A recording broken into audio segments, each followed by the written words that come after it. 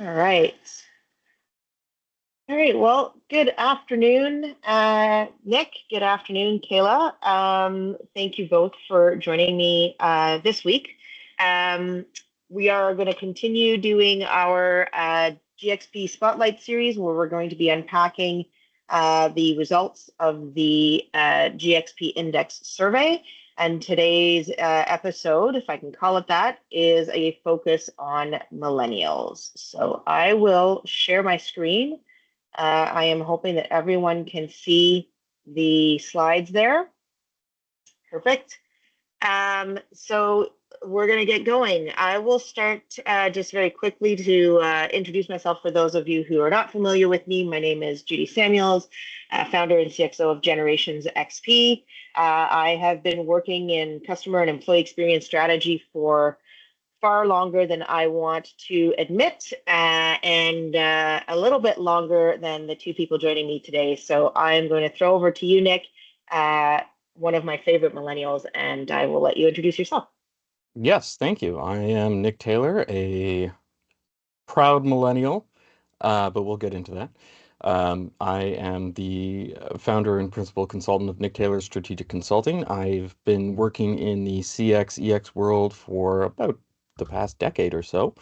Um, Various companies, various experiences, various industries, and a lot of it comes to life in how the GXP has really shown us the differences that generations make when it comes to employee experience and customer experience. So excited to get into this. Awesome. Thanks, Nick. And Kayla, thanks for joining us today. We will get into the discussion where, we have some key questions for you. I know we shared some of that with you earlier, but wouldn't mind you maybe just taking a quick second and introducing yourself, and then we'll get to the format of the presentation. Yes, hi, my name is Kayla Dynan. I am a proud millennial as well. And a little bit about myself is I am a senior consultant of talent and culture, and I've been working also in the employee experience space and the customer experience space for the past 9 years. So we'll be lending some expertise today from that perspective, but then also from my experience as a millennial employee and a millennial customer. Awesome. Thanks, Kayla. Thanks, Nick. I have to tell both of you, it is rare when I am hosting meetings that I am outnumbered. And so I did not call out my generation. I'm a proud Gen Xer. And I still think I understand the millennial language, though I think I can be an honorary millennial at times. You can. So thank you. So we're going to quickly get through these first few slides. We wanted to let everyone know diversity is a bunch of different things, a ton of different layers. And when we say diversity, everyone has particular labels and stereotypes and issues that kind of come through their mind, but very rarely do they think about generations. We do hear about ageism. Where traditionally it's focused on older employees who are looking for new work and are struggling to find that because companies kind of err to the younger side. But we don't think about generations beyond that. We also know, based on some of the insights we've seen in the GXP index, that if we can really focus and build a multi-generational workforce, we can drive innovation in a way that is so powerful because we're leaning in on experience and the desire to change and the ability to try new things. And then when you do that and you really call out all of the generations and their strengths, you drive engagement. And Kayla will certainly share some of that information with us and some of the knowledge in the projects that she's working on. But engagement is really key to creating sustained performance in the workplace. So we believe that that generational lens needs to be considered when we're talking about diversity. And so we are going to talk a little bit about that today. And anybody who's watching will know every generation has its critics. So we've always heard, and we still do today with Gen Z and the alphas coming up behind, kids these days have no work ethic. And on the flip side of that, the people who came before us are stuck in their old ways. We often hear, we just kind of always do what we've always done here, and we all know how that ends up. And so every generation blames the one before. Kayla, I don't know if you know that song. Nick, I know you have some comments around the living years, but Just throwing it at you there. I don't know that song. I Neither of have you. to admit. That's okay. I think Nick thought this was a what did you call it? A sitcom? Yeah, I thought it was some sitcom from like the 70s. Yeah, no, I would encourage you both to search it out. It is actually on Spotify, but there is that line in which is every generation. There you have it. So let's get into it. The Spotlight series, we are going to quickly run through some kind of high level insight on generations. We're going to chat all together. We have some questions, and we just want to validate or confirm some of the things that we found in the survey, and get insights from the generation itself. I think that's where we're really going to get a lot of value here. So let's get started. I will introduce millennials, and then Nick, I'll throw over to you. For those watching who are not familiar with maybe the age range or the years for millennials, it's between 1981 and 1996. Believe it or not, they are almost 45. They were the first generation to grow up with the internet, and been described as the first global generation. So, Nick, this is really your sweet spot. I'm going to throw over to you and to Kayla. And I will absolutely be asking questions and throwing in my, my gray-haired perspectives. Yeah, I'm excited to get into this because as a millennial, I think we've seen a lot and we've been through a lot. And I think actually the previous few slides there, we had a comment about no one wants to work these days, comment on the younger generation, and then the older generation being stuck in their own old ways. We're kind of in the middle of all of that. And I think we've said both of those things to both older and younger generations. And I think unlike most other generations, we heavily blame older generations as well for a lot of where we've ended up, mainly in the boomer generation. But We do too, we just so we're clear. yeah, we're aware of what they've done and how we've ended up here. So we've our formative years were developed through a series of turbulent, supposedly once in a generation events that no one ever thought they would be going through. And we've just been one after another after another. We had 9/11 that kind of started the change in the world. And then we had the financial crisis in 2008 because of the housing and mortgages. And then we had the pandemic disruption, which also affected housing and mortgages.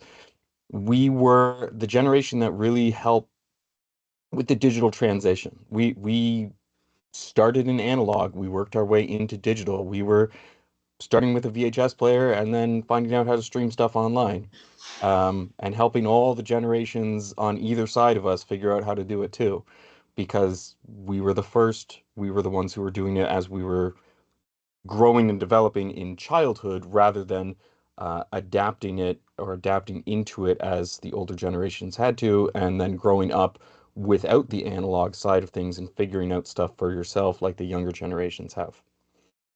The housing affordability caused by a lot of these economic turbulences that we've dealt with has made housing unreachable for a lot of people, and it's led to these delayed life milestones that a lot of people rely on as an indicator of their own success. It's just how we function as human beings. We look to the rest of the world and say, what is everyone else doing? Why am I not there? What did I do wrong? Millennials have a horrible habit of blaming themselves for a lot of things.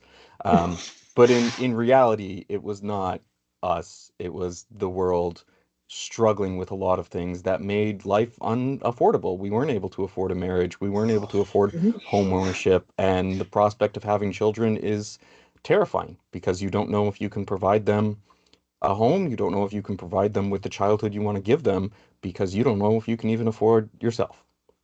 Um, so there's a lot that we experience. And Kayla, I'm sure you've experienced plenty of this yourself. Oh yeah, absolutely. I mean, just looking at those milestones that you had on the screen there, I can picture a formative experience in my head that I went through that aligned to each of those. So it's very interesting to see that. And one of the things that I think I can add here is, when we did the GXP index, we did talk to some therapists and psychologists, and what was identified there was generations are framed by experiences, global experiences that will essentially develop the frontal cortex of their brain. This is, rooted in science, rooted in biology. And so what happens usually between the ages of 13 and 18 is that you are going to experience a lot of different things. And the world around you is going to experience things. And some of those really critical moments, and Nick called out 9/11, the housing crisis. If I go back to, my father's days, and he's a traditionalist, the shooting of JFK, these moments marked people in that age group between 13 and 18. And that's when you start to develop your perception of the world. That's when you start to develop your sense of the ability to fail and get back up, accountability, responsibility, resourcefulness, et cetera, et cetera. And resilience is a big one. So I think there's no question that a lot has happened when the two of you were between the ages of 13, 18, 22. And you've gone through a lot. So that development of resilience is there, but it's also, I think, beaten you down a little bit. And I don't mean that in a bad way. I think that helps with the resilience, but it certainly also affects your perception of everything else. Am I right, wrong? No, I would say, agree. yeah, absolutely. I think that going through some of these experiences during our formative years, if I think about the 2008 recession, I was 18, just graduating high school, going into university, and my dad lost his job. He worked in automotive parts, and he lost his job just as I was about to go into university. And, here I am ready to move into residence, and now all of a sudden don't have any financial means to pay for my tuition. And so, things like that. My laptop broke in the first week of university and had to figure out how I'm going to start school with no laptop. And so absolutely, these experiences really did build resilience within our generation, but also did probably make us a little bit jaded as well. Yeah, I think the way I look at it is I feel we had to grow up fast because we didn't have a choice. Yeah. The older generations were not providing us with help or guidance. Some of the older generations were screwing us over actively, and we just sort of had to figure it out for Say it like it ourselves. is, eh? Well, it's true. So we had to figure it out for ourselves. And we were told, you can see on this screen that we were told, we were very much the generation of you need to go to college and university to get yourselves a good job, because that is what our parents believed in, because they came from the generation previously that you could go to high school, but they had seen that evolution and they said, no, you have to go. So a lot of people ended up with student debt because of that. And then you get out of post-secondary education and the career field was horrible. There was no jobs out there. If there were jobs out there, they didn't pay well enough that you could afford anything. And it just kept getting worse and worse and worse. And so we missed out on a lot of these opportunities to build our wealth, either through housing or through career progression. And same thing, it sort of delayed those milestone impacts for us. So we have a home ownership rate that's lower than the baby boomers and Gen X at the same age. Yeah. They were going into it and purchasing houses far younger than we were able to. And a lot of people nowadays, I've been lucky enough, I've been able to buy a home because I got it fairly early. But a lot of people in my age group, in my generation, have not been able to afford a home and don't see that happening for them in the future. They're pretty set on rent. And Kayla, I believe you're one of them. You said it yourself right here in this quote. Well, yeah, we can speak to this quote a little bit. I am lucky enough that I do own a home now. I was able to use COVID to save up money and for enough for a down payment and purchase a home in 2021, just before the market went really crazy. So I was very fortunate that I was able to get in at that point. But if you think of it, I was 31 at that time. And as this quote says, my parents bought their first home when they were 24 years old. By the time they were 26, they had 3 children.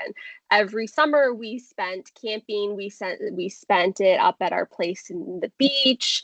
And all 3 of us kids were in many extracurriculars. We went for dinner once a week out, and my parents were blue collar workers. My dad worked in a factory that produced automotive parts, and my mom was a waitress, and they were able to do that and sustain that lifestyle. Um, on those salaries up until, of course, the 2008 recession, when everything kind of came falling down, and that affected me and my siblings very much. But this did put a bit of an expectation on me that when I'm in my 20s and if I go to university, which I did, and I get an education and I get a good job, which I did, that I'll be in an even better position than them. And I'm now 35. I would love to get married to my partner one day, but the cost of weddings just seems so insane, and that's not the only thing stopping us, but it is a huge consideration. The idea of having 3 children right now sounds absolutely crazy. I do not know how I'd be able to financially sustain that with a job that makes an income double what my parents were making. And so when you think about that context and kind of what we were set up to believe and what our parents really encouraged, that if you take this path, you're going to be okay, you'll be better than us. And I wouldn't even be able to afford my family home right now. My family home now is worth $1.5 million. My parents bought it for $200,000, and they sold it a long time ago, but I would not be able to go and buy that home, which is a bit crazy. Yeah. Yeah. I can tell you having 3 children is terrifying. And the thought of taking 3 children out to dinner once a week, even if you have the money to take them out to dinner once a month or once every couple of months, if you did it once a week, you would run out of money very, very fast. And I mean, quite frankly, even fast food, when I was younger, going to McDonald's for a cheeseburger was a treat. Whereas today, I mean, it's dinner out. It's expensive, even on that level. So totally understand the cost of living has definitely had a big impact on everyone, but certainly a generation that's up and coming and really trying to find its footing in the world. So lots of empathy at least from this person. Yeah. Thank you. And I think a lot of that, with the issues that we've involved, but I think a lot of it for how we were raised, I think, is different from previous generations in the sense that we did get to have those experiences as a family where we were out and about and we could go and adventure and have fun, and we still had some freedom, we still had some restrictions. We weren't as like totally free as Gen X was, but we still had parents that were, you know, focused on us and wanted us to succeed and do well. And then when we got to that age of adulthood, we weren't able to do any of that. We weren't able to afford that. We weren't able to, I have 2 kids myself. I would love to be able to give them that same childhood experience, but Yeah. it's too expensive. So I have to adapt and change it. I would be in multiple extracurriculars. My friends would be in multiple extracurriculars. Now it's like one, maybe, if that. Yeah, choose one and hope you like it. Yeah, exactly. And that's what it comes down to. So it's a lot of impact from a financial standpoint, but that has a further impact on the mental state and the stress levels and a lot of what else is going on with millennials as a generation. They've had to sort of step into that role, and there's one point here: entrepreneurial problem solvers. I think it's because we were just forced to be that. We had to figure things out for ourselves because we didn't have guidance from older generations. There was new technologies that were coming in that the older generations didn't know how to figure out themselves, that we had to figure out. And we had to adapt to this constantly ever-changing world that seemed to be getting worse and worse and worse, but we had no choice but to live in it. So Yeah, it's and been Nick, if I can a compare and challenge. contrast, Please.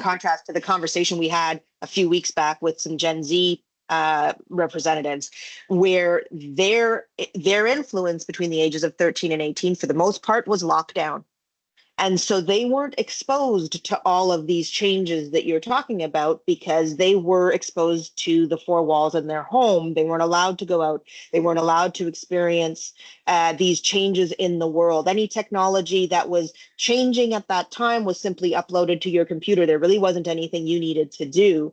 And so this ability to change and to learn and to try new things just wasn't there for them the way it was for you. So while I don't condone the intensity and volume of changes that your generation has gone through, I would say it has shaped your ability to be resilient, your ability to grow and to change and to learn, which I think at least Gen Z is struggling with right now. I would fully agree with that. I think millennials, because we were forced to kind of endure that, we didn't have a lockdown. We went through that experience and we had to survive in some way, shape, or form. Gen Z, when they went through that experience, were not of an age where they were alone. They had parents and providers that they could rely on because they were still children as they were going That's through right. that. But that has limited their resilience. Now, that being Absolutely. said, I think millennials have helped start some of the benefits that Gen Z has been very much reaping in the Yes. workplace, as we can see on this, Yeah. where millennials very much recognized that they were going through a lot and they needed help. They're more open to therapy and Yes. addressing their mental health. They consider mental health and stress as part of how they approach new jobs. And they will leave if a place is too stressful Yep. because they know their health is more important to it. And you get the hashtags that have come out of that, like Let's Talk and End the Stigma around mental health that have been generally sparked by millennials starting that, but certainly Absolutely. picked up and that torch carried by the Gen Z. Yeah, and as we look through this and we understand a bit more around the things that have the events that have shaped who we all are as a Gen Xer, I look at these numbers, I look at the hashtags, and I have to laugh, right? Because back in my day, if you were sad, you sucked it up and put on a smile. And we were told to suck it up and put on a smile. You did not cry at work. Another thing, another Gen X reference that you may or may not know, the movie A League of Their Own, there is no crying in baseball. Like that was a big line for us. And we used to make fun of it because there was no crying. You just didn't. And it wasn't, today we talk about whether or not men are allowed to cry and we talk about whether or not men are allowed to show up with their emotions. But candidly, as a Gen Xer, no one was allowed to cry. Did not matter how old you were, did not matter what gender you were, did not matter what ethnicity you were. You do not cry. You don't cry at school, you don't cry at work. And so a lot of us, if we had to cry, would cry in our bedrooms by ourselves.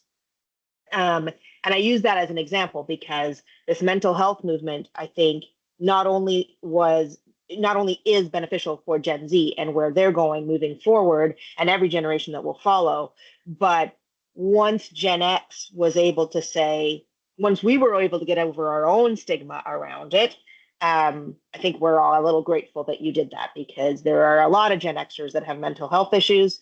Some of us are probably laughing at our own mental health issues, but at the same token, the ability now to go find help, go do some healing is something that I don't know that we would have been able to do if there hadn't been a mass movement somewhere. And this is really what it was. So it has changed.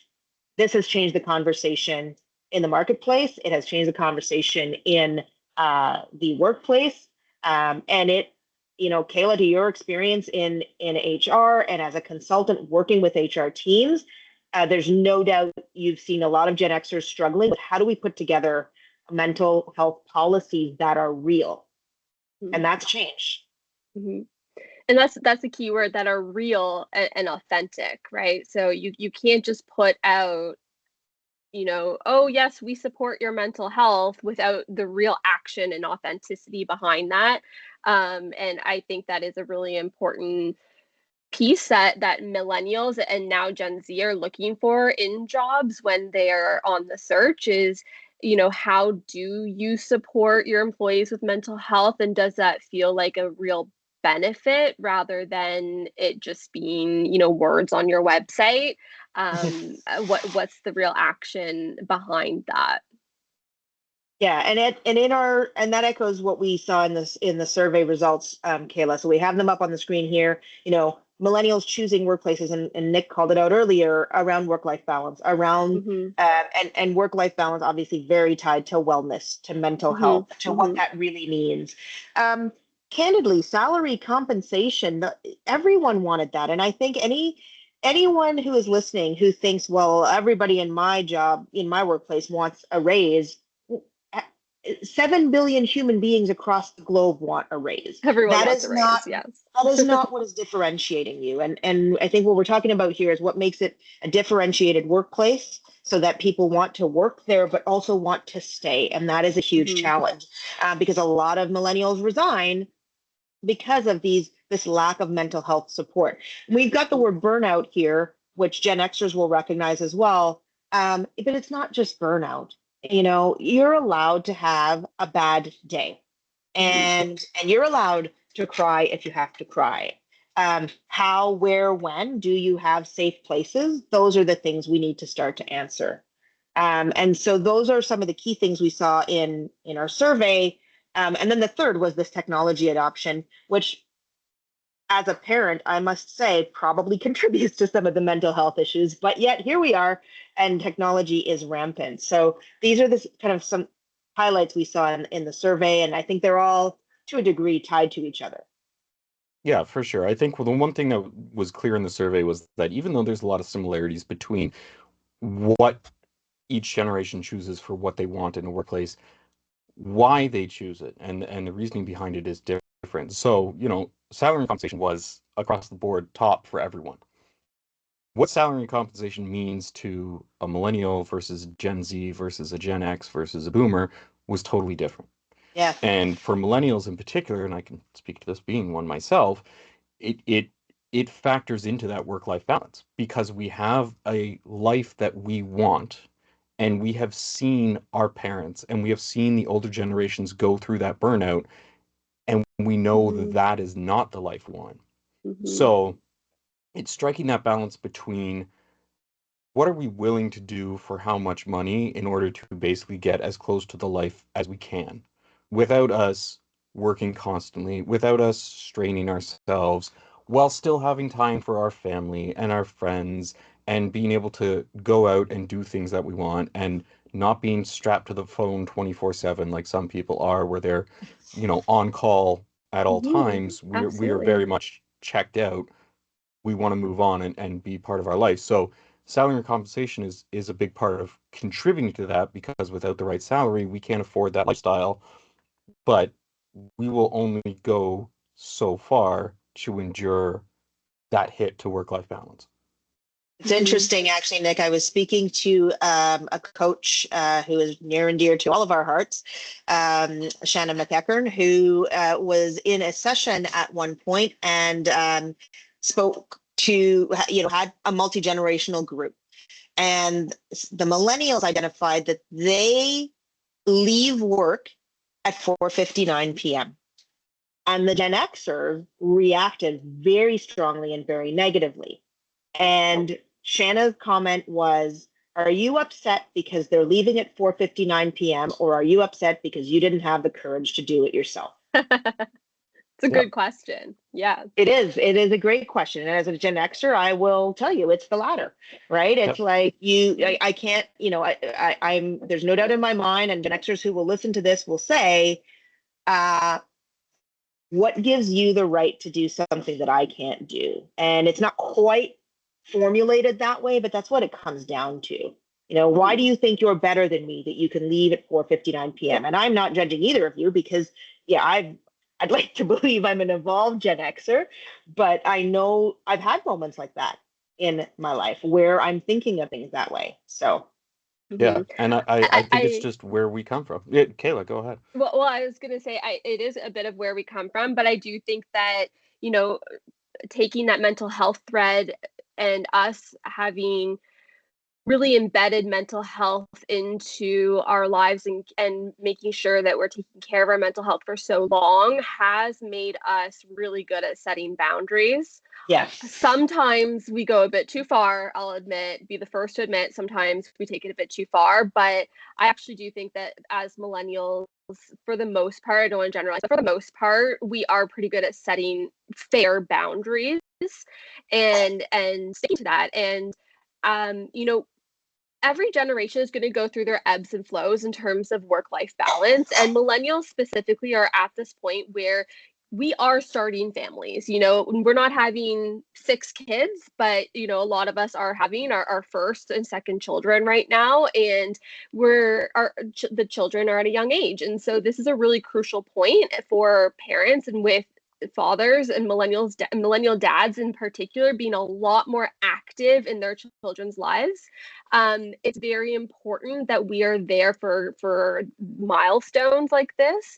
And so I do think that millennials have been a bit more active in saying, you know, this is my family time, or my me time, my personal time, my time with my partner, what have you.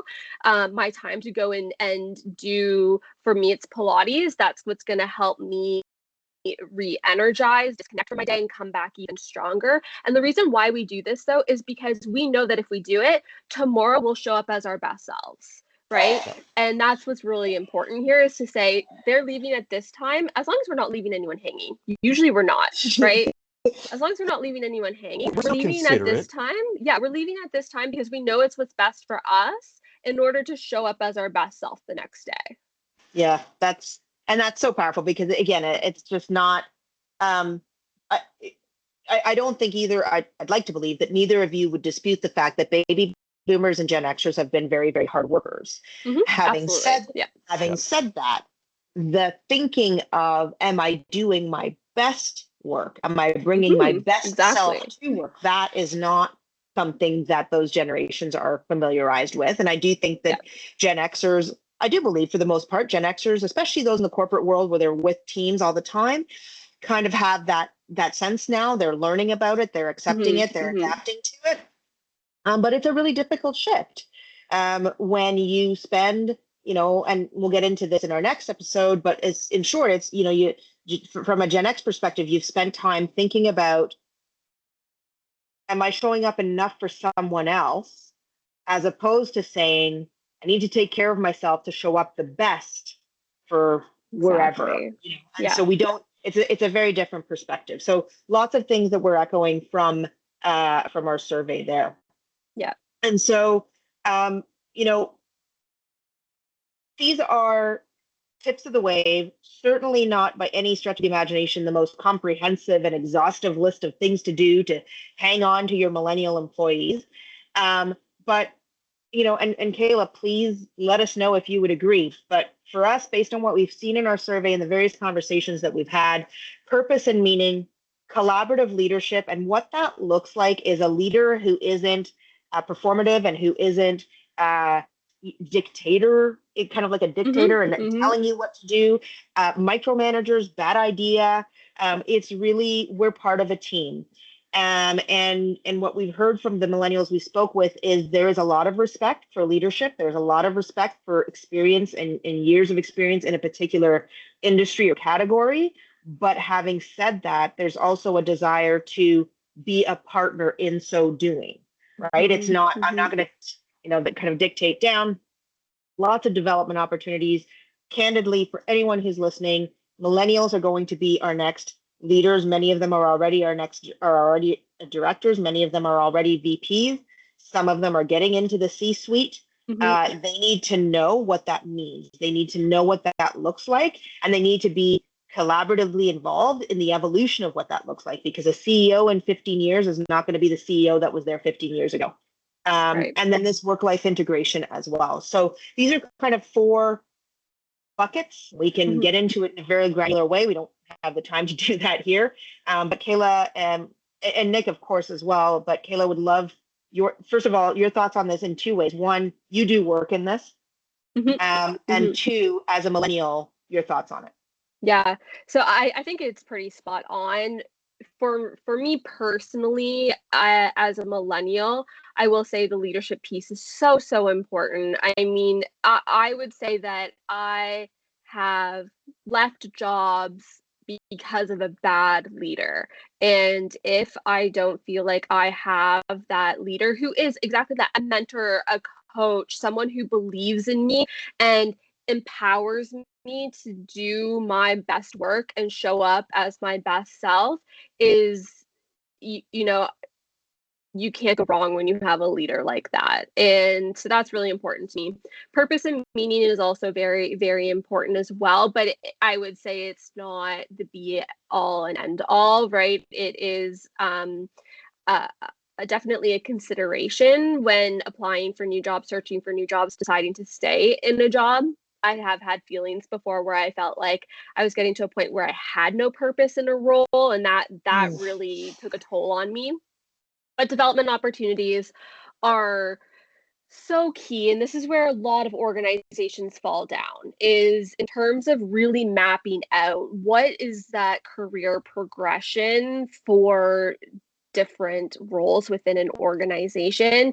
And I think I mean, I can't remember if this came out in your Gen Z survey as well, but I feel like this will be really important for them too. And that's what I've been seeing with organizations that I've been working with, is that millennials and Gen Z really want to see what that clear path is. They want to see career paths. They want to see exactly what skills, training, development they might need to get to the next step. And that can be really difficult for an organization to really prioritize, one, and make space to do that, but also to put that on paper. Yeah, and I'm going to jump in here a little bit, Kayla, because you're absolutely right. We did hear that same echo last time we chatted in our first episode with the Gen Z representatives. What is very different, and Nick mentioned it, what that means to each cohort is very different.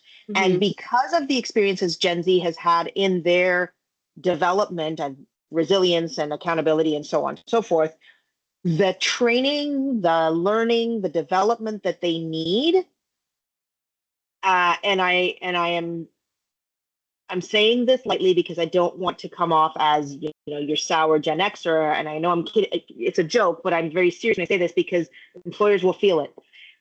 Gen Z need more hand-holding than millennials did. Mm-hmm. And so the training and the development path may be more rudimentary, maybe more fundamental and basic. And as a leader and as a director and a VP and a CEO and an HR director, not only is it hard, but you can't just look at this and say, well, they should go back to university or mom and dad should teach them. That's not going to happen. That's not how it works. We need to show them what an office space looks like and what the expectancy, what the expectation is. And if we're not prepared to do it in a way that is respectful and not condescending, we will lose them. And we know what's going to happen if we keep losing workforce. That was not a reality for millennials. Millennials have built that level of resilience and accountability. What they need is the skill to do jobs A, B, and C, and to grow into the next iterations of jobs A, B, and C. So very different paths. And I think that's where a lot of businesses are struggling. Now I need to create not just one learning path, but I need to create two and wait till the alphas show up. And not to forget that the baby boomers don't know how to use your computer. So now the learning and development program in an office is huge. Well, let this be a piece of advice then for organizations in this space. If you do not have your career paths in place, start it right now. Start it with your millennials, because they will be okay with just foundational career paths.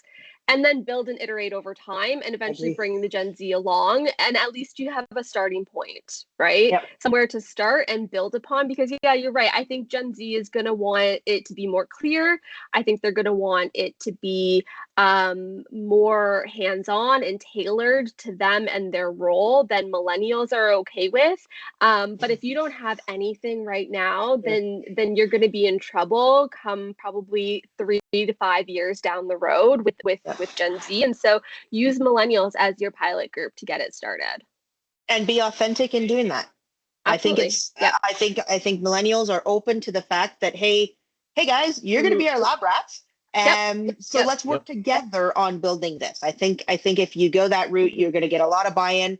and Yep. probably a lot of retention, because the millennials who will participate in that creation are going to want to be around in 3 to 5 Yep. years to see how it comes to life. Yes, exactly. 100%. Yeah. And I think just before we move on, I think one last thought on that is when it comes to the collaborative leadership and the mentorship is it's not just about having the right people in place. That's certainly a part of it, but it's also about enabling the workforce to function that way. You cannot have a good manager manage their people if they're out at every sales call, if they're out at every senior leadership Mm-hmm. meeting. Mm-hmm. If they're not able to do their job of managing, then you either need to change their job or hire a proper manager to be involved. So your Yep. process has to support this as well, because that's the expectation that people have. That's what millennials need. That's the expectation they have. And Gen Z is right behind them, needing even more. So if you don't have a proper people leader involved on your teams who is managing just the team, then you need to rethink how your processes are done and find a way that you can support them. Absolutely. Agreed. And so we've spent a ton of time on employee experience, which is critical to what we really want to focus on. But the reality is that millennials are consumers too. And probably one of the biggest massive consumers right now. I was on another video podcast a while back talking about how the mall experience is changing. And so consumers, the notion of consumerism, from the baby boomers to the Gen Xers who really want to just own everything and buy everything and have the fastest car. That's really, I mean, I'm pretty sure some of you might also want the fastest car, but the reality is it's shifted. And it's shifted because we have access to so much more information. And so there's a lot of research that goes into making a decision, especially for big ticket items. I'm not talking about toothpaste, although some people like to research their toothpaste as well for ingredients, for example. Social responsibility is key. And again, Kayla, I suspect that you'll tell me, and feel free to kick me under the table, that social responsibility in consumerism, like purpose and meaning in the employee experience, is probably not the end all and be all. But if you're dealing with a company that's deliberately spilling gas into the ocean, you're probably not going to want to do business with that. Experience over possessions and convenient digital experiences. So these are some of the threads we heard in our survey as well. Absolutely. And you know, I have to bring it up, but a very well-loved Canadian brand is just closing its doors, the Hudson Bay. And I think all three of us have probably unique experiences with the Hudson Bay, their brands, their stores. But that last one is where they fell short. They really, really fell short. They fell short on almost all of this, but really on that convenient digital experience. Unfortunately, you know, it just wasn't easy to shop online. It wasn't engaging. There was no even fun or emotion tied to their online experience. And it just, that's why they are where they are today. And so let that be a lesson to any other brands that aren't prioritizing that digital experience. They failed to adapt to the new world and the new market and the new expectations of consumers. It is a heartbreak story for sure. And the three of us being Canadians, I think to your point, Kayla, we have great stories. That would be fodder for another video podcast. But you know, they were definitely trying to come back on social responsibility. Historically, we know that was not their strong suit, but they were doing a lot in that area in the recent history. But to your point, they just didn't tell that story sufficiently and share it across their experience digitally. For me, and not that this is about me, but I'll make it about me for 5 seconds because I'm a Gen Xer. HBC released a logo with maple leaves in the color of the stripe. I don't know if you guys saw it. It was a circle, and it had 4 maple leaves in the colors of the stripes, as known. And I looked at this logo and I said, "This is they launched this as they were closing. That was their goodbye and thanks for coming out, guys." And I thought, where was this logo 5 years ago? Because, anyways, neither here nor there. Big miss on that digital experience, and I think I think that, folks who are listening, that is probably where you hook the millennial, is in that digital experience. It's your first purchase. It isn't your repeat purchase, right? You're going to hook It's where them we're there. going first, right? Yeah. Like that's our first point of contact with you as a brand, most likely before we actually set into your retail footprint. If you have retail locations, we're going to your website first. We're going to see that digital or your social media. That's big. I do a lot of my research via TikTok. And I think that is becoming more and more common. Obviously, it's been common for a long time among Gen Z, but now more so among millennials as we start to get onto the TikTok. The TikTok, yes. Yeah. I think too, for us, the first point here is it really hits home. It's research-driven decisions. I think like we rarely make a purchase without looking into it first, because money is so tight for us and so valuable to us. We want to make sure we're buying something that's going to last, that's not going to break down, that isn't cheap, that has all the functionality we need for it. And we're willing to shell out a little bit more if we're going to get that, because we're not, I mean, we're price conscious, but we are not only driven by price. We are driven by quality. We're driven by brand values, things along those lines. Yeah, and I'm clicking through because we've had a lot of conversations around these questions throughout the presentation, so I appreciate the conversation from both of you. Nick, to your point, the research-driven. Kayla, to your point, the digital experience, digital first. We are, all three of us are tied to loyalty in the loyalty space in some of our historic roles. Loyalty has traditionally been viewed, when you say loyalty and business, to just about anyone, including millennials, it's points for a discount. It's points for a discount. What does loyalty to a brand mean to you, realistically, if anything? And so why would you say that I'm continuously loyal to that particular brand? I think is what I'm trying to understand. I mean, if I were to define loyalty to a brand, to me, the basic definition would be that if within a group of brands that I have the opportunity to buy the exact same thing and I will deliberately choose buying it from one place over another, to me that's loyalty. However, I would say that as millennials, and I may be generalizing a bit here, but I don't think we are as loyal to specific brands as some of the other generations are. I think we are more loyal to value and quality, and it does not matter where that comes from. So, for example, if I can so actually here's a great example of something that I do and many of my friends do is we love Lululemon. Lots of people love Lululemon. It's a Canadian brand, and they have a lot of pieces that are very trendy, and it's expensive though, right? I don't have to buy Lululemon from Lululemon. I often go to consignment stores and look for Lululemon. And a lot of my friends do that as well, that we will go into consignment stores and look for really good quality used pieces, and you'll get it for about half the price, sometimes even more. And I don't feel bad that I'm not buying it from Lululemon, even though I love Lululemon, right? In another instance where I may be loyal is when a loyalty program does come into play.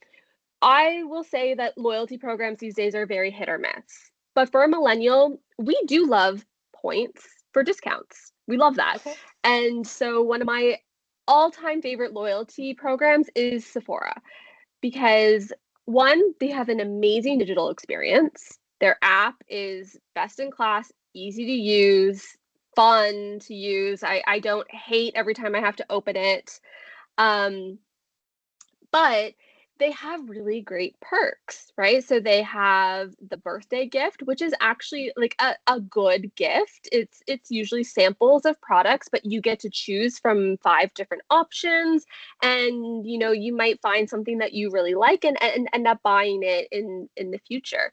They also have, as you collect points, you can either redeem them for products within their rewards catalog or for dollar off of a purchase. And then they have sales that are exclusive to members as well. And depending on your tier within the program, they give you a certain discount off. And so that's a program that does actually make me buy from Sephora more often, because even though I might be able to get some of those products on Amazon, or at Shoppers Drug Mart sometimes even, I really value being part of that program and collecting points and collecting and getting my tier up and being able to partake in these parts of the program. And so I will buy it from Sephora instead. But again, it's like not, there's lots of other brands that have loyalty programs, and I'm not that committed to them because their program is just not there.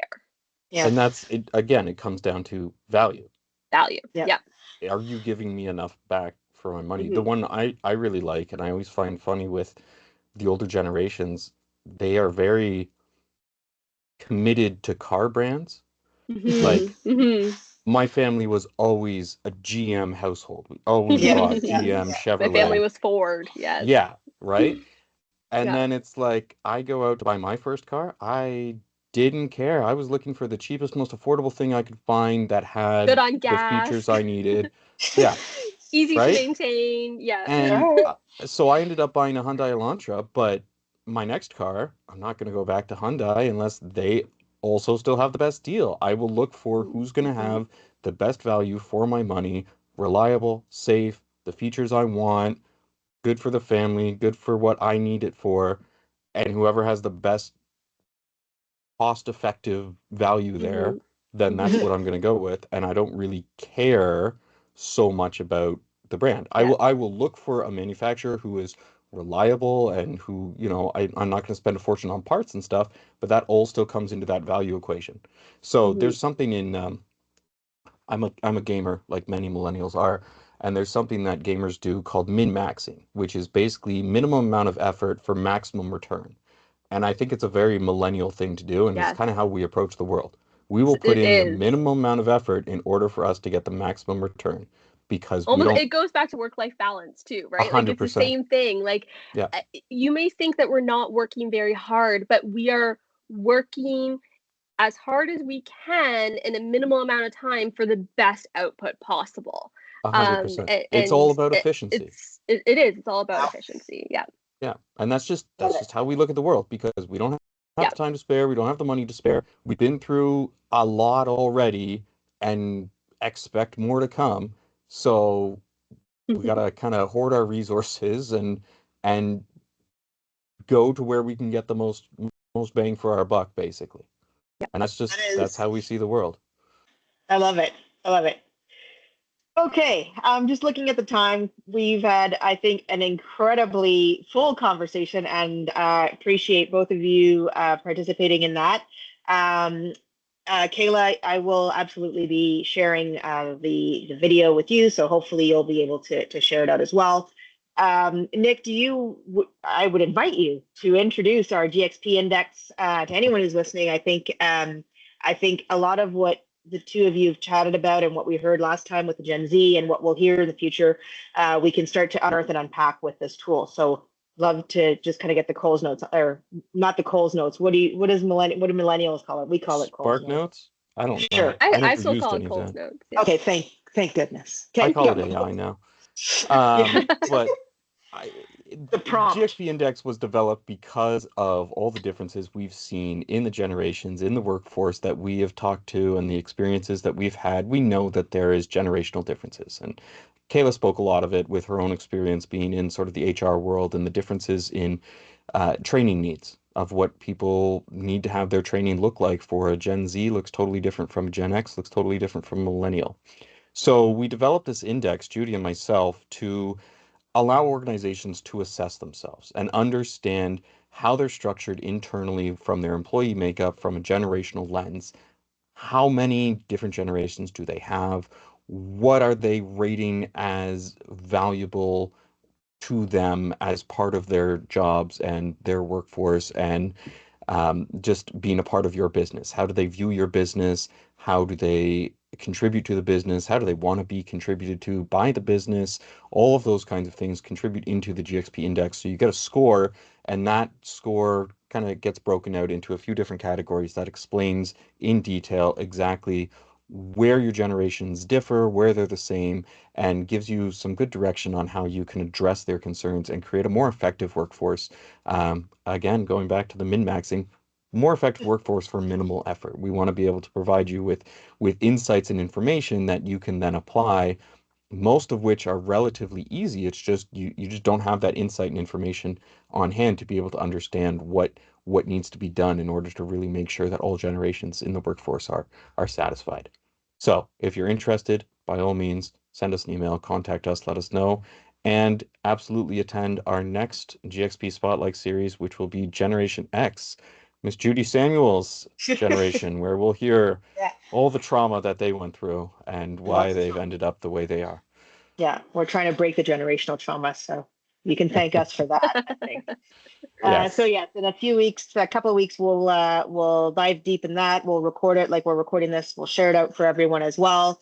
If you haven't yet downloaded the white paper, gxpindex.com, it is free to download and to use and to read. And looking forward to having ongoing conversations with everyone about generations. So again, Nick, Kayla, thank you for the conversation. It was great. It was fun, and I hope a lot of people get a lot out of this. Min-maxing is one of the key things I will be taking away. So thanks to both of you guys. Thank you. Words to live by. Thanks, guys. All right. Take Thank care. you. Bye, Take Have a care. good everyone. one. Good afternoon. Bye-bye.